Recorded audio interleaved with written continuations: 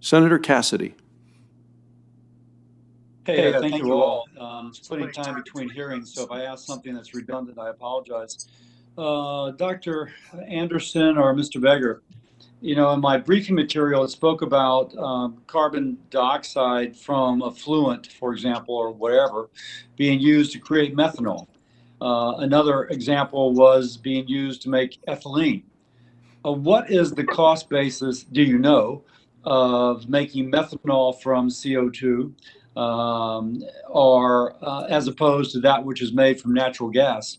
I just say that because that relates to commercial viability. We want to have we want to have some place to make, to do with all this CO2, some way to use all this CO2.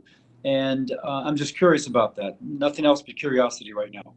So, Senator Cassidy, if I might jump in, certainly because CO2 is thermodynamically more stable, it is moving back up the oxidation chain. So it is not more economical to go CO2 to methanol than it is methane.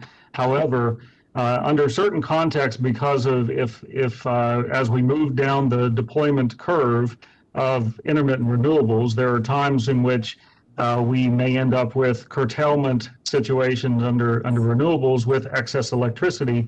And in terms of the storage options, there's battery storage for grid scale, but there are also thermochemical storage opportunities. And so if you couple an intermittent renewable generation facility with direct air capture, you might have a source of CO2 that's effectively free, and electrons that would otherwise be curtailed, that would allow for the chemical storage. And so it's part of the integrated energy systems work that we have going on with Idaho National Lab and NREL, to understand the full dynamics of those economics, which are simply more complicated than just starting with methane or starting with CO2. Does that suggest that you need proximity of the generation to the plant, which is converting to the direct air capture, for example? Or can it just be excess electrons on the grid? And I'm just curious, can you have a start and stop, kind of a rapid gear up? We're going to start taking your CO2 and turn it into methanol, knowing that this may be TBD, but what you're saying is very intriguing to me. So some is TBD, and it certainly doesn't have to be proximal, but at least with direct air capture, you can move it almost anywhere, and you can eliminate line losses if you do put it proximal to the intermittent resource. My understanding was that direct air capture works best in warm, humid environments. Coming from Louisiana, of course, that perked my ears. Right. But are you suggesting that we could do just as well in some frigid northern place beset by snow and ice? Well, it might not be as efficient, but there is certainly a demonstration facility in Iceland, and one of the direct air capture demonstration facilities that's doing pretty well in Iceland as well.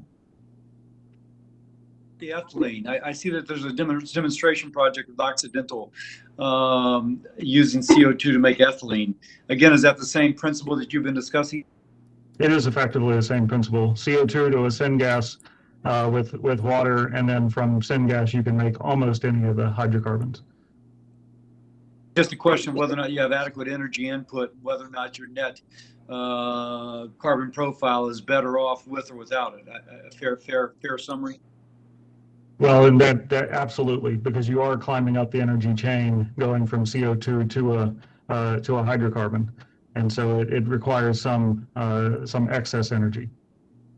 Dr. Sant, again, I apologize if someone's already asked you about this, but I think it's really interesting, your technology. If you use CO2 to cure your concrete, how much does that save on your CO2 profile relative to traditional Portland concrete, cement? So, Senator, we've spent a lot of time looking at this, and if I give you an example around something like a typical concrete block, which is one of the products that we're in the midst of producing, we can reduce the carbon intensity by between 50 and 70% compared to a traditional concrete. So it's really a pretty significant reduction.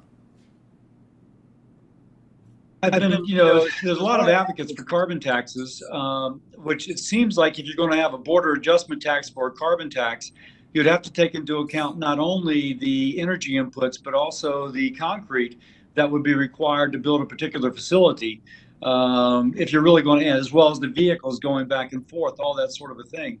So if somebody was going to build a facility in the US or overseas using your technology, the logical extension is if you have a border adjustment tax or a border adjustment credit, is that somehow this would be amortized over a certain period of time, the amount of carbon that the constructors saved from using your technology. Again, I'm thinking out loud, but I suspect you would agree with that.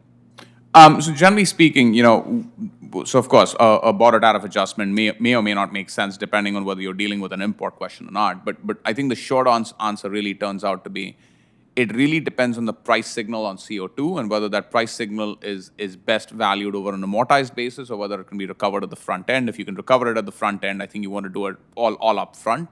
On the other hand, if there's a reason to sort of make a bet on the forward price curve, well, then you might choose to amortize it so that you can essentially value it into the future. Well, I appreciate your testimony. I yield back, Mr. Chairman.